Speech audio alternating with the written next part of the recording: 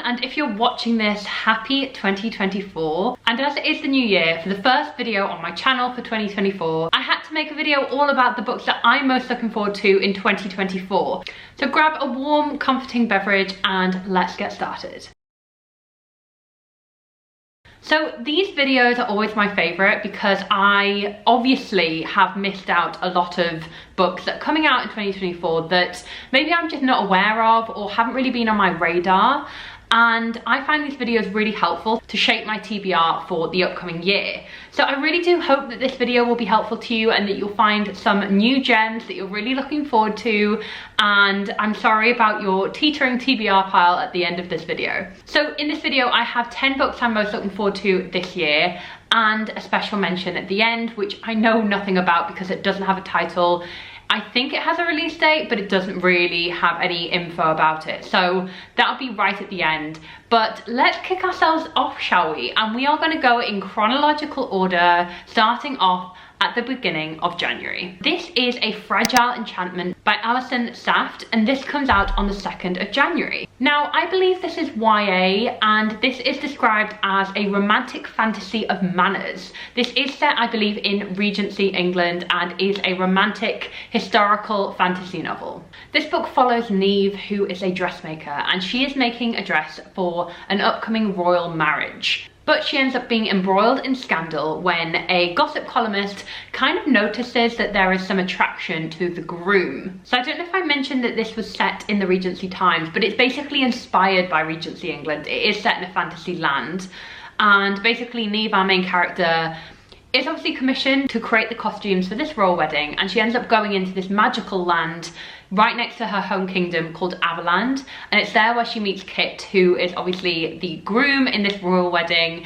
And between them, as they do grow closer, they uncover a dark secret about Otherlands, and they have to kind of solve this together. So why is this on my most anticipated list? Anything that is inspired by Regency England is just one for me. Also, when you add in romance and fantasy into that, it is already a surefire that this book will probably be great, and I'm so looking forward to it. It has all the components of an amazing book, in my opinion. So do let me know if this book is on your TBR for 2024 as well. Now, one of my most anticipated books of this year, which I honestly cannot wait for, is Emily Wilde's Map of the Otherlands, and this is by Heather Fawcett. And this is coming out on the 16th of January. So this is the sequel and follow-up to Emily Wilde's Encyclopedia of Fairies, which came out, I want to say, last year or the year before. Anyway, I can't remember when it was, but I read the first book last year, and oh my god, did I fall in love with it. It featured in my top books of 2023, which I'll link down below if you haven't yet watched that video. But wow, is this book amazing. I genuinely, as soon as I turned the last page, I was like, okay, I'm gonna be needing book 2 now. So book 2 is coming. I'm so excited to see what this book will bring. And I'm just getting this off the Goodreads description, but it says, when mysterious fairies from other realms appear at her university, Professor Emily Wilde must uncover their secrets before it's too late in this heartwarming, enchanting second installment of the Emily Wilde series. Now, the number one thing which I am hoping for from this book is the development of her love story with Wendell, who is kind of a love story who obviously we meet in the first book. But this isn't really a romance series in the kind of traditional way. Like, we didn't really get much romance in the first book. So I'm hoping for romance in this book. I need it, you know? But I'm just really excited to see Emily and Wendell go on another adventure and hopefully fall in love along the way. I'm really excited for this book. So this may be one of my first books of January 2024. Sticking with the fairy theme, because you guys all know that I'm a massive Faye fan, I am so excited about Fay Bound by Sarah L. Arifi, and this comes out on the 18th of January. Now, I do have a proof copy of this book somewhere behind me, and I need to read this book ASAP. So I do have the opportunity to read this before publication, and I do want to kind of do a reading vlog or something like that, just so you guys can hear my thoughts in the moment as I'm reading it. Now, Sarah Al Arifi is already a very much loved fantasy author, and this is a brand new trilogy from her. So Fay Bound follows two sisters who live in the Elven lands, and Wren is part of the Elven army, and Lettel is a diviner who kind of sees prophecies. Then Wren makes a fatal mistake which exiles her from the Elven lands, and she ends up going with Lettel to the Fay courts. Now, no one has seen the Fay in a millennium, and they get swept into this world, and basically their loyalty is put to the test between themselves, between their homeland, and also the enchantments that they find at this fairy court. So I'm super excited about this book. I do think like fairies aren't going away anywhere, and I love that because I've always been such a Fae fan. And I'm super excited Sara El-Arifi is taking, you know, a turn with the Fae fantasy, because I do think that this book will be amazing. I have heard really good things. So this one is absolutely high on my priority list for the beginning of 2024. Next up, we have another book that I do have an early proof copy of somewhere over there on my bookshelves. This is To Cage a God by Elizabeth May, and this comes out on the 23rd of January. So a lot of books coming out in January, which I'm not going to complain about. This is described as being for fans of Shadow and Bone by Leigh Bardugo. It is an Imperial Russia-inspired fantasy world. This is a duology featuring gods, politics, and deadly magical powers, and I'm super excited about this book. So again, this features two sisters who have very different paths ahead of them. They are both kind of bound to gods. So their mother kind of wove the power of gods within them, and their kind of upbringing, their purpose is to bring down this corrupt empire. They're kind of, you know, they're rebels, I guess, and they're trying to bring down this institution. So this sounds just like really epic fantasy, but also with a twist of that magical god-like element. And I'm really into books about gods at the minute.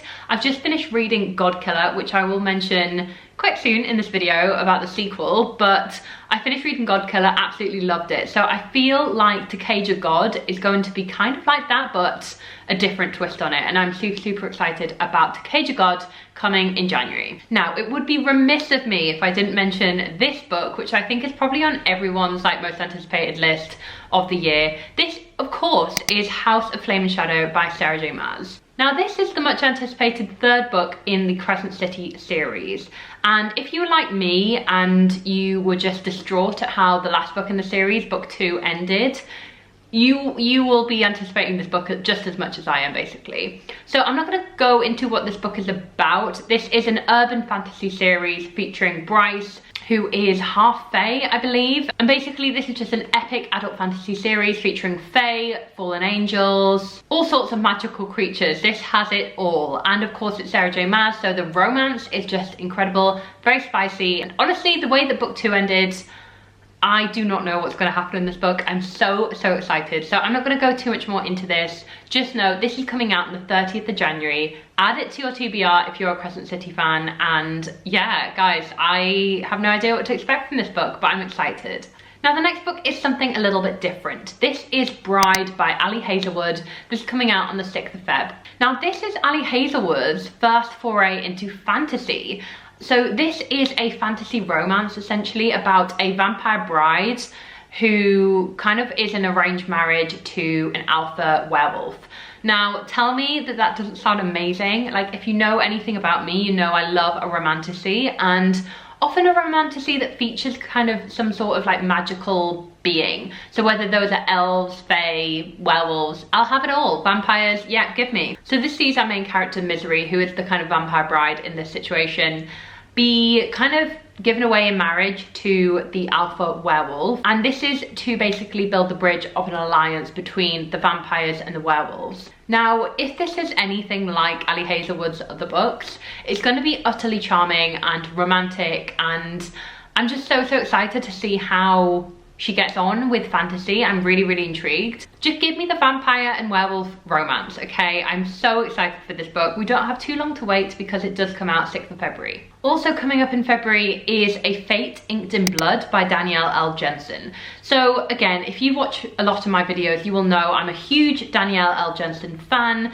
Her Bridge Kingdom series is everything to me. I love that series so much. And A Fate Inked in Blood is her kind of new adult romantasy series, and this is all inspired by Norse mythology, and this comes out on the 27th of February. So A Fate Inked in Blood follows Freya, who is a shield maiden. She has been blessed by the gods. Now Freya ends up getting embroiled with a very corrupt king and his son, and she ends up of course falling for the son, but basically I think her job and her kind of purpose is to bring down this king and free this nation from his corruption. Now this book just sounds utterly incredible. I'm really intrigued by the Norse elements. I'm just super excited. I don't think loads of fantasy books are inspired by Norse mythology, so I'm super excited to just see what it's going to be like, see what the vibe is. But if it's written by Danielle L. Jensen, the romance, you bet, is going to be incredible. So this is one fantasy romance I cannot wait to read.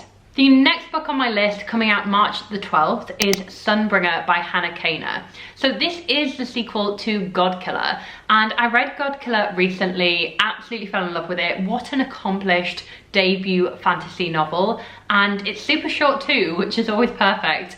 But I was honestly really impressed by the first book, and I think Sunbringer, the second book, hopefully will be just as good. This follows Kissin, who is a god killer. She has been sworn to protect a noble child called Inara, and in the first book she also meets Elogast, who is kind of a knight who fought in this battle and now he's kind of retired from the knight life and is trying to keep out of politics, and he is kind of set up shop as a baker. So these three find themselves as like an unwilling kind of group who go around on adventures. And there isn't a lot to know about Sunbringer, about the plot. I couldn't really find much information about it online, but I do believe it's coming on March 12th.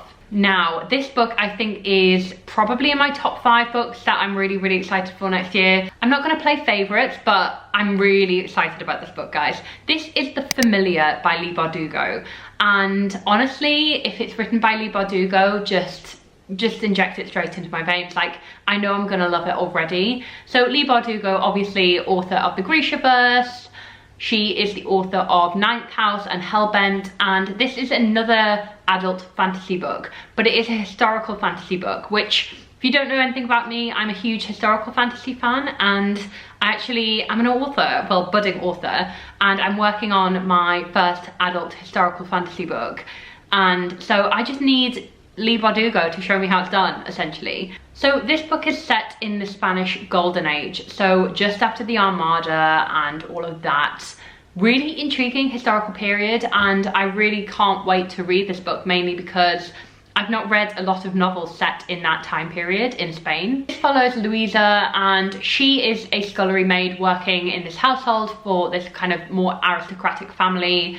And she has the gift of magic, and she's using this magic to help her with her daily tasks. When the woman of the household notices her doing this, she uses Louisa's powers to better their social standing and get them more kind of money, more fame, you know, higher on the social rankings essentially. But then she is noticed by Antonio, who is a disgraced advisor to the king.